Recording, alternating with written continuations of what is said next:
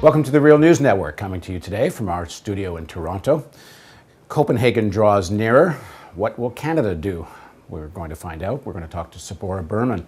She's the Executive Director of Power Up Canada, and she blogs at Zero Carbon Canada. Thanks for joining us, Tzeporah. Thanks for having me. So let's start with the big picture of Copenhagen. Some year or two back, there was great hope we would be heading towards binding agreements in Copenhagen. Mm-hmm. Then we had this meeting just a few weeks ago in Asia, where the APAC met and the Asian leaders came out and everyone said, okay, Copenhagen's not going to work now. There's not going to be a binding agreement. What are you expecting out of Copenhagen? There's no question that the announcement that we wouldn't be receiving a legally binding agreement coming out of Copenhagen was disappointing, especially given the urgency of addressing global warming. But at the same time, I wouldn't say that that Copenhagen is not going to work. I think we can expect some serious movement towards agreements. We're going to see more bilateral agreements coming out of Copenhagen. We're going to see a lot of movement towards countries getting serious in addressing this problem. Obama announced today that he's going. I don't think people are not going to take Copenhagen seriously. We're not going to reach a legally binding agreement, but I think we're going to get huge steps towards that end. Do you get, from your meeting, I know, with Canadian officials at various levels of government, you travel internationally, underlying a lot of this lack of, you could say, sense of urgency to get the binding agreement in Copenhagen seems to be a general lack of sense of urgency, period. I mean, how long can the U.S. and Canada say, we'll do it when China-India does, and China-India can say, well, we'll do it when they do. And it's a lovely game, in theory, they can play for quite some time. Underlying that seems to be there's no real sense of urgency on the part of these leaders. Is that, do you see something other than that? I think that's definitely true of the Harper government. It's very disappointing to see that not only is the Canadian government not successfully reducing global warming pollution, but they're not even trying. This is a government that is very defeatist about Copenhagen and, quite frankly, underestimating the capacity of Canadians to rise to this challenge. Yes, we're a large country. Yes, we're a cold country. And yes, we have oil sands. But that does not mean that we cannot make huge strides towards addressing climate change. And in fact, Canadians want to. I don't think it's really fair, though, to put Harper and Obama in the same box. Because the fact is, Obama, every day of the Obama administration, since they came into office, they have been working towards bilateral agreements with China, for example, that will do so much towards addressing the global warming challenge. Get concrete about that, because the critique of this is that there's been a lot of rhetoric, but the Americans don't deal with the Chinese fundamental claim or objection is that the West is far advanced in how much emissions there have been, the per capita argument, and that the U.S. has to get serious themselves before China does. But when you look at what's making its way through U.S. Congress right now, is an even bigger commitment to coal. There is no question that the Obama administration's aspirations are being very hampered by what can get through Congress. But what we need to do is look at the way he's doing an end run around that. So what Obama has done last week with China is sign agreements for technology transfer, sign agreements for clean energy coordination.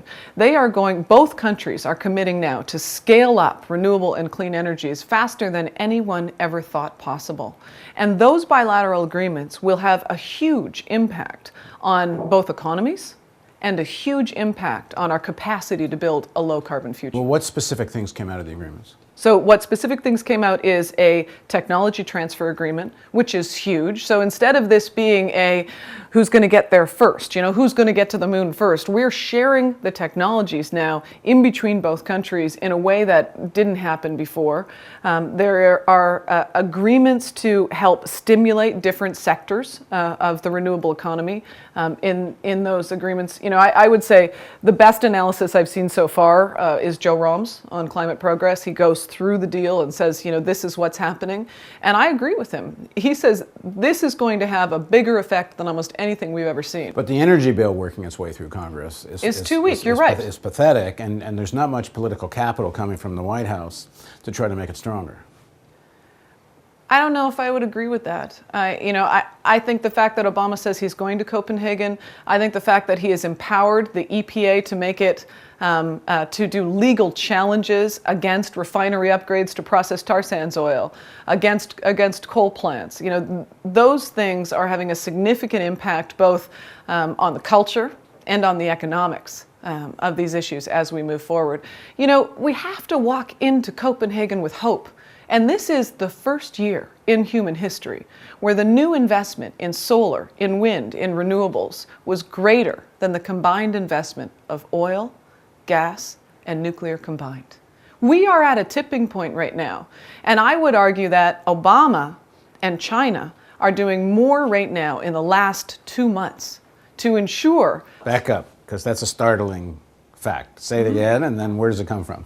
The new investment into renewable power, so into wind, solar, tidal, hydro, microhydro, is exceeded this year for the first time ever in human history, the new combined investment in oil, gas, and nuclear. So this would be comparing the search for new oil fields or new coal. We're not talking about total investment of production, obviously, but you're talking about any investment dollars this year, any new investment dollars this year. So it's not just new searches. No, it's any new facilities. It's any new investment dollars. That's significant. Where's the data come from?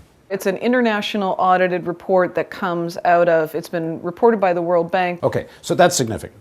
The issue of the Harper government in Canada, let's start digging into a little bit of their position. Yep. You're saying it's different than the Obama's position, and how? Let's just look at clean energy. This year in the budget, Obama is outspending Canada 14-1 per capita on green stimulus. 6-1 if you just look specifically at new investment into clean energy.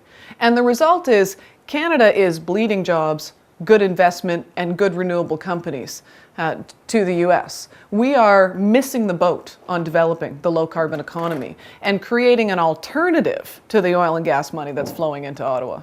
So there's two issues that we need to look at on what any government is doing to address this challenge. One is how quickly are they reducing global warming pollution, and what policy mechanisms are they putting into place to do that, and how quickly are they scaling up the alternative in clean energy.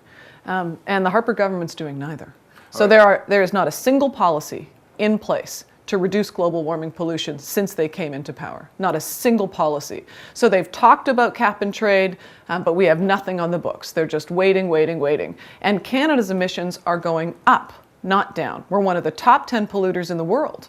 And we're one of the only countries, in fact, the worst record of any G8 country in terms of how fast our global warming pollution is going up. Well, in the next segment of our interview, let's dig into what's happening in Canadian politics and climate change. And it's not just Tzeporah Berman who's saying Canadian government's not doing anything. It's also the governments of Quebec, British Columbia, and Ontario who are making the same criticism. So let's get into what's been happening in this kind of break that's happening between the provinces and the federal government. Please join us for the next segment of our interview with Tzeporah Berman.